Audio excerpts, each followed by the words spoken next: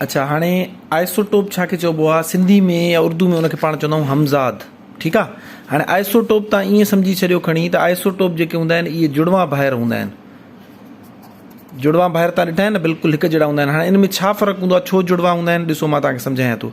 जीअं तव्हां atomic number त पढ़ी आया आहियो, त जंहिंमें जेतिरा प्रोटॉन उहो उनजो एटॉमिक नंबर हूंदो। ॾिसो हाइड्रोजन जेको आहे सो साइंटिस्ट जेके आहिनि उन्हनि उनखे पीरियाडिक टेबल में जेके बि असां वटि एलिमेंट आहिनि उन्हनि जो छा कयो अथऊं, पीरियाडिक टेबल ठाही अथऊं। ठीकु आहे। हाणे उन में पहिरें नंबर ते हाइड्रोजन खे रखियो अथऊं। छाजे करे तव्हांखे मां सम्झायमि त उन में हिकिड़ो प्रोटॉन आहे। अहिड़े तरीक़े सां ॿिए नंबर ते हीलियम खे रखियो अथऊं।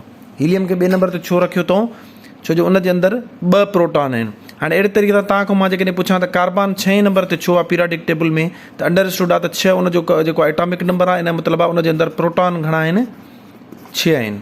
ठीकु आहे। सो नंबर ऑफ प्रोटॉन जेको आहे उहो एटॉमिक नंबर खे शो कंदो आहे ऐं उन ई तरतीब सां जेको आहे सो उन्हनि खे रखंदा आहिनि। एटॉमिक मास खे न ॾिसंदा आहिनि, एटॉमिक नंबर जे हिसाब सां।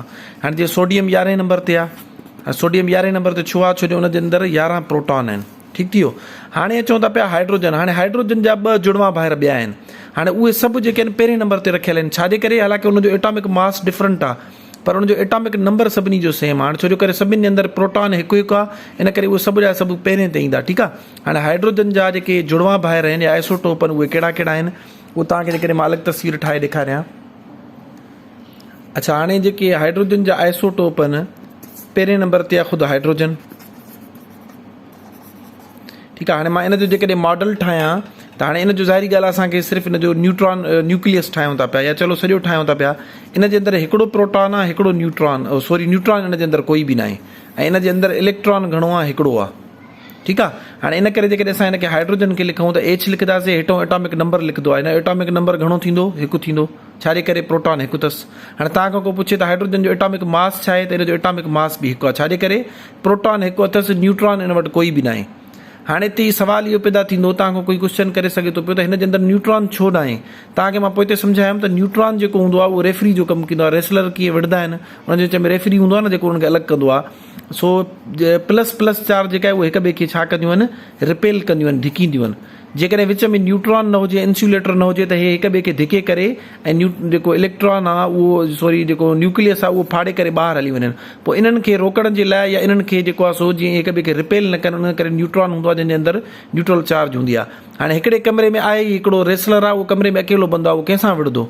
सो इन करे उते न्यूट्रॉन जी ज़रूरत न आहे।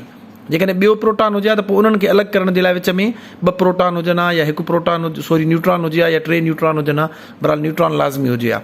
अच्छा, हाणे अचूं था पिया ॿियो इन जो जेको जुड़वा भाव आहे उनखे चयो वेंदो आहे ड्यूटोरियम। स्पेलूं मूंखे यादि न रहंदियूं अथव, ड्यूटोरियम। हाणे इन्हनि ॿिन्हिनि में छा फ़र्क़ु आहे, हाणे फ़र्क़ु ॾिसिजो। इन जे अंदरि बि प्रोटॉन 1 आहे, छो जो करे इन जो एटॉमिक नंबर बि हिकिड़ो ई आहे, पर इन जे अंदरि हिकिड़ो न्यूट्रॉन बि आहे। ठीकु आहे। इन जे अंदरि हिकिड़ो न्यूट्रॉन बि आहे ऐं इलेक्ट्रॉन इन जे अंदरि घणो हूंदो, हिकिड़ो हूंदो। हाणे तव्हां जेकॾहिं ॾिसो हिनखे D सां शो कयो वेंदो आहे। हाणे इन जो एटॉमिक नंबर तव्हांखां को पुछे त ड्यूटोरियम जो छा आहे, तव्हां चवंदो 1। छाजे करे, प्रोटॉन 1 अथसि। हाणे तव्हांखां कोई पुछे त इन जो जेको आहे सो एटॉमिक मास छा आहे, एटमी मायो छा थींदो, त तव्हां चवंदो 2। ठीकु आहे। छाजे करे, जो 1 प्रोटॉन 1 न्यूट्रॉन आहे। एटॉमिक मास तव्हांखे मां पढ़ायांव त हिन ॿिन्हिनि खे जोड़ कंदा, 1 प्रोटॉन 1 न्यूट्रॉन, त इन जो एटॉमिक मास छा थी वेंदो, 2 थी वेंदो। हाणे उनखां पोइ टियों इन्हनि जो जेको आइसोटोप आहे यानी इन जो जुड़वा भाव आहे, उनजो जेकॾहिं असां न्यूक्लियस ठाहियूं त न्यूक्लियस में तव्हां ॾिसंदो त इन जे अंदरि बि प्रोटॉन 1 आहे, पर न्यूट्रॉन इन जे अंदरि घणा आहिनि, 2 आहिनि। ऐं इलेक्ट्रॉन घणो हूंदुसि, इलेक्ट्रॉन बि हिकिड़ो ई हूंदुसि। ठीकु आहे। सो हाणे जेकॾहिं हिनखे ट्राइट्रियम चइबो आहे, ट्राइट्रियम स्पेल अलाए छा बि अथव, हिनखे T सां शो कबो आहे। हाणे हिनखे असां कीअं लिखंदासीं, हेठों 1 लिखंदासीं यानी कि एटॉमिक नंबर 1 अथसि, ऐं मथां 3 लिखंदासीं यानी कि एटॉमिक मास घणो अथसि, 3 अथसि। छाजे करे एटॉमिक मास 3 थींदो, उहो तव्हांखे मां पढ़ायो आहे त हिन जे अंदरि प्रोटॉन 1 आहे, न्यूट्रॉन 2, ॿिन्हिनि खे जोड़ कंदासीं 1 ऐं 2 3 थी वेंदा। ठीकु आहे। सो हिन जो एटॉमिक मास छा थींदो, 3। हाणे टिनिनि जो तव्हां ॾिसी सघो था पिया एटॉमिक नंबर सेम आहे। कहिड़ो अथसि, एटॉमिक नंबर 1।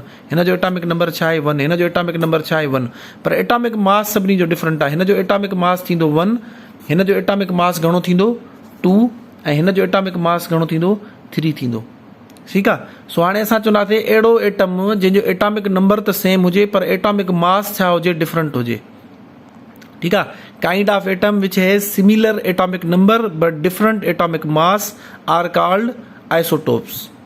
माना अहिड़ा जहिड़ा ॿाहिरि हूंदा आहिनि। हाणे इनखे असां छो था चऊं, छो जो इन जो एटमी नंबर 1 आहे न, त इनखे असां पीरियोडिक टेबल में 2 ते न रखंदासीं। हाणे जीअं हे हूंदो 2 ते त हीलियम आहे न, हे सभु ईंदा एटम जेको आहे सो हिन में नंबर 1 ते। असां घणो हिनखे छो पढ़ंदा आहियूं, छो असां मिसाल 1000 एटम वठूं त 1000 एटमनि मां असांखे 900 प्लस इनफेक्ट 900 जेको आहे सो 95 96 एटम हिन जा मिलंदा आहिनि, 1-2 एटम हिननि जा मिलंदा आहिनि।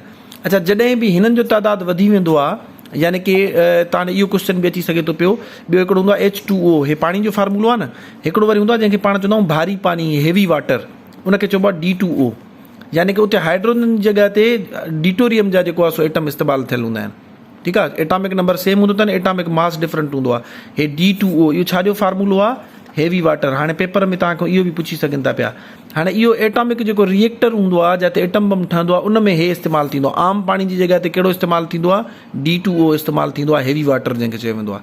हाणे हेवी छो थो चयो वञे, ज़ाहिरी ॻाल्हि आहे हिन जो वज़न वधीक आहे। ईअं खणी चऊं त हिन जो 1 किलो वज़न आहे, त हिन जो घणो वज़न आहे, 2 किलो वज़न आहे। इन करे ज़ाहिरी ॻाल्हि आहे हे छा थी वेंदो, हेवी वाटर। हेवी वाटर जो फार्मूलो पेपर में पुछी सघनि था, D2O।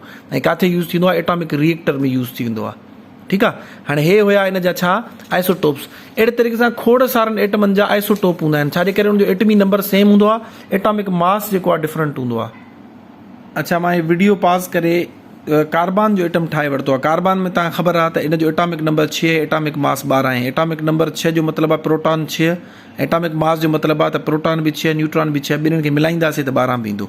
ठीकु आहे, हाणे छा थींदो, इन्हनि जे अंदरि प्रोटॉन 6 आहिनि। हमेशह इहो ज़हन में रखो त प्रोटॉन ऐं इलेक्ट्रॉन जो तइदादु हमेशह बराबरि हूंदो आहे। न्यूट्रॉन ज़रूरी न आहे बराबरि हुजनि। जीअं तव्हां सोडियम में पढ़ी आया त सोडियम में जेके न्यूट्रॉन आहिनि उहे 12 हूंदा आहिनि, पर प्रोटॉन बि 11 हूंदा अथसि, इलेक्ट्रॉन बि 11 हूंदा अथसि। हाणे 6 प्रोटॉन आहिनि त अंडरस्टूड आहे त जेके इलेक्ट्रॉन आहिनि उहे बि घणा हूंदा, 6 हूंदा। पहिरें में 2, इहो बि तव्हांखे मां पढ़ायो आहे। बाक़ी घणा बचा, 6 में 2 हिते रखिजी विया, बाक़ी 4 बचा, उहे 4 ॿाहिरि में रखंदासीं। ठीकु आहे, हाणे हे आहे कार्बन जो आम एटम। ॿियो हिन जो हिकिड़ो आइसोटोप थींदो आहे जंहिंजो आहे एटॉमिक नंबर त 6 हूंदो आहे, पर एटॉमिक मास घणो हूंदो आहे, 14 हूंदो आहे। हाणे अचो त हिन जो असां जेकॾहिं ठाहियूं त प्रोटॉन घणा थींदा, 6, छो जो एटॉमिक नंबर 6, प्रोटॉन कंफर्म आहे 6 थींदा। हाणे सवाल जेकॾहिं तव्हांखां मां कयां त इन जो जेको आहे इन जे अंदरि न्यूट्रॉन घणा हूंदा, त न्यूट्रॉन छो जो करे जेको हे 14 आहे, इहो एटॉमिक मास आहे। ऐं एटॉमिक मास जेको आहे सो उहो छाजो मजमूओ हूंदो आहे, proton plus neutron, proton plus neutron. हाणे प्रोटॉन जेके आहिनि इन जे अंदरि 6 आहिनि। हाणे न्यूट्रॉन घणा हुजनि जो इहे बराबरि टोटल 14 जे बीहे। एटॉमिक मास 14 आहे न, 6 त थी विया प्रोटॉन, त न्यूट्रॉन घणा हुजनि खपनि, त न्यूट्रॉन असांजा थींदा 8, तॾहिं 6 ऐं 8 घणो थी वेंदो, 14। सो असांजा प्रोटॉन 6 आहिनि, त न्यूट्रॉन घणा थी वेंदा, 8 थी वेंदा। हिन में तव्हां ॾिसी सघो था पिया त न्यूट्रॉन घणा आहिनि, 6 आहिनि, हिन में न्यूट्रॉन घणा आहिनि, 8 आहिनि। यानी कि साॻो कार्बन जो एटम आहे, इलेक्ट्रॉन उहे ई साॻा पहिरें में 2